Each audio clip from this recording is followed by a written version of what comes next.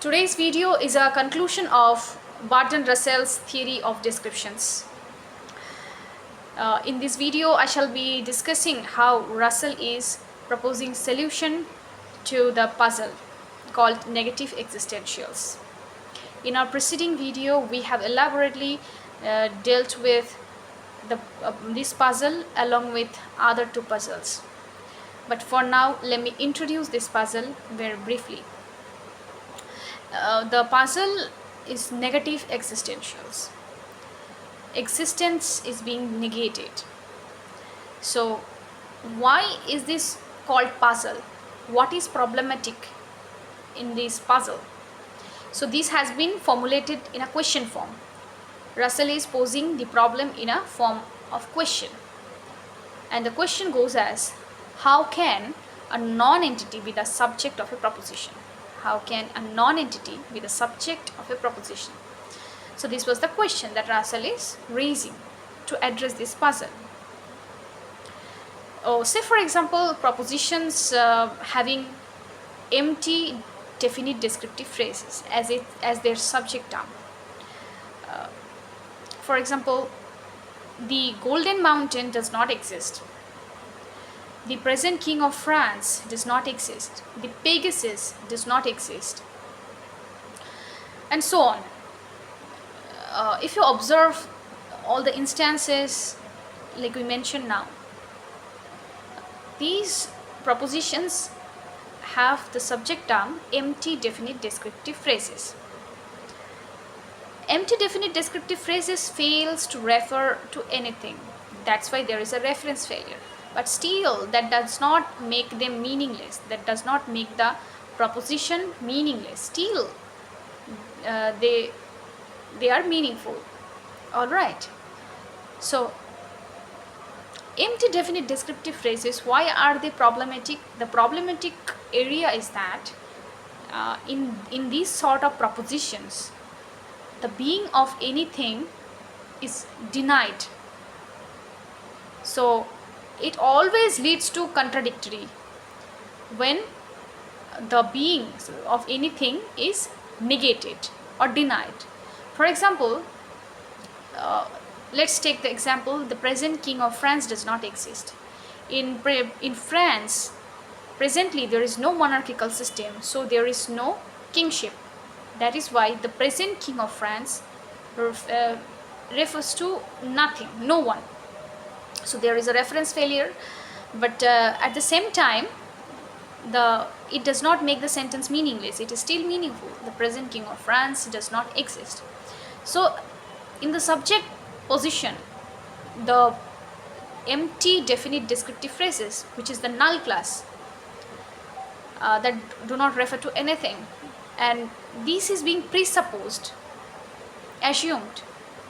So the present King of France does not exist. On uttering the particular proposition, the existence of present King of France is being assumed, is being presupposed initially, and on the predicate, the existence is denied.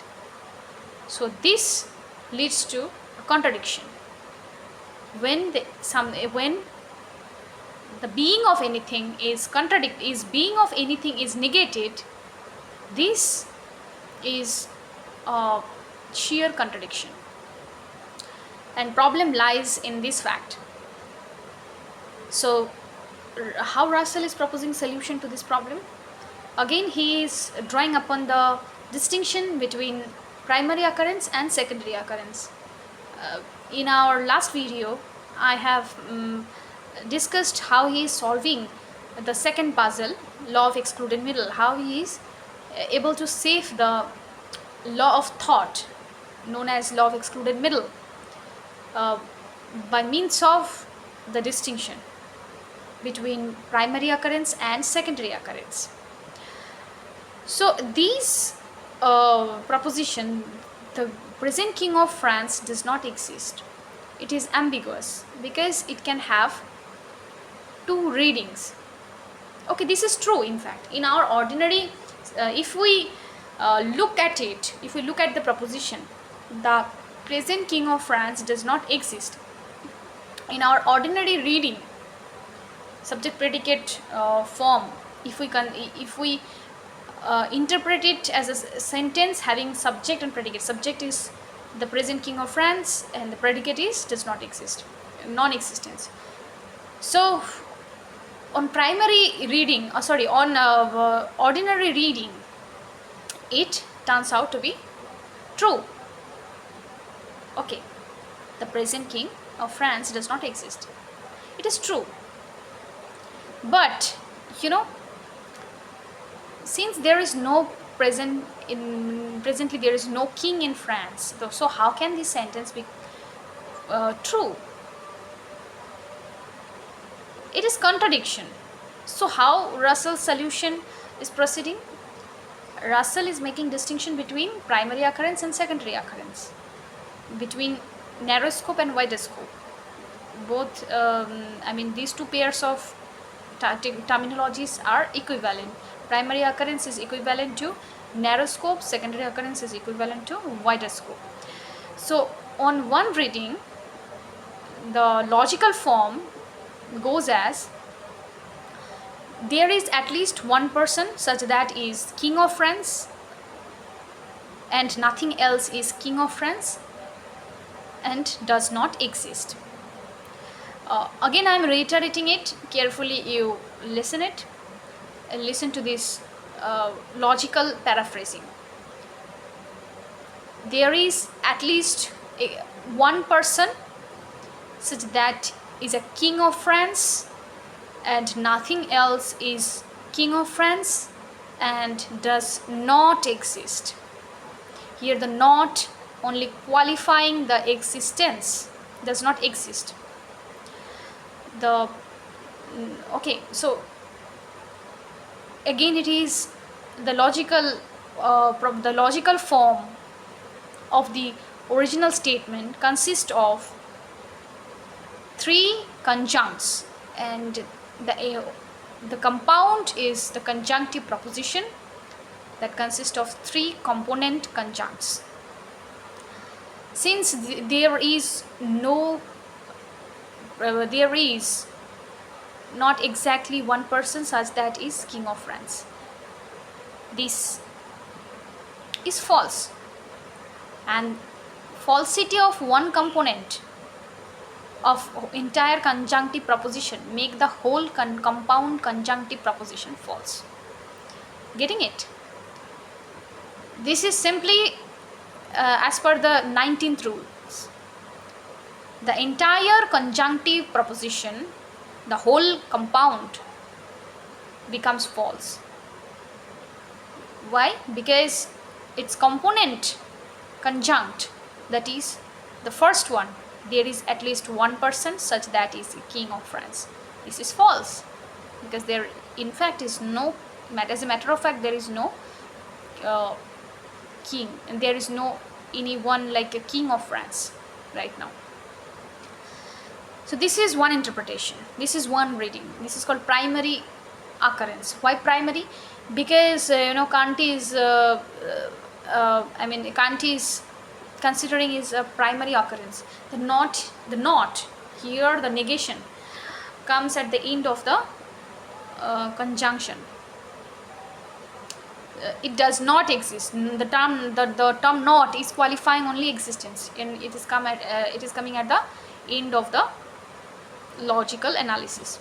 So again, another way of reading is secondary occurrence.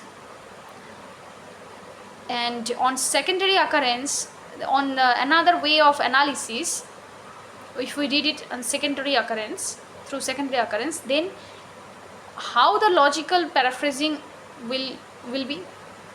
Okay, it is not the case. I'm just excavating the logical form. If we understand it through secondary occurrence, so this is not the case that there is at least one person such that is a king of France, and nothing else is king of France, and does not exist. So it is not the case. Here the not comes to the fore, and qualifying the entire proposition, conjunctive compound proposition. So, and it makes the whole compound uh, true. All right. So there is this is not the case that there is at least one person such that is a king of France. This is true. Okay, and all the component conjuncts are true. Why? Because this is not the case that there is at least one person such that is king of France. This is the one component. This is true. As a matter of fact, there is no person, there is nobody in France who is a king of who is king, and nothing else is king of France. This is also again true. And it is not the case that nothing else is king of France. It is not the case. This thing is qualifying the entire proposition, entire components. I mean all the components, and making the whole compound true. So thus it turns out to be true. All right. So this is a solution to the problem called negative existential. Russell is making us aware of the ambiguity that natural language always have. So that is why he made distinction between primary and secondary occurrence. Primary occurrence means the not is used at the last component, and on secondary occurrence it is used at the beginning of the compound propositions, compound proposition. So it has wider scope because it is qualifying the entire compound. That is why on secondary occurrence, since it is qualifying all the components, so it is understood as secondary or wider scope. In terms of scope, it is known as wider, and on primary it is known as narrow because it is only qualifying the last component. It does not exist, I told you, no? I hope that I could deliver you clearly the solution that Russell is proposing to the problem called negative existentials. So Russell is always warning us to be aware of the ambiguities and vagueness that ordinary language consists. Having said this, the logical analysis, that existential uniqueness and predication, the logical analysis that Russell has suggested, and the distinction that Russell made between primary and secondary occurrence can be considered a logical tool to understand clearly and to eliminate ambiguity and vagueness of our natural language. With this, I'm going to wrap up my video. Hope I shall come up with another important topic in my next video.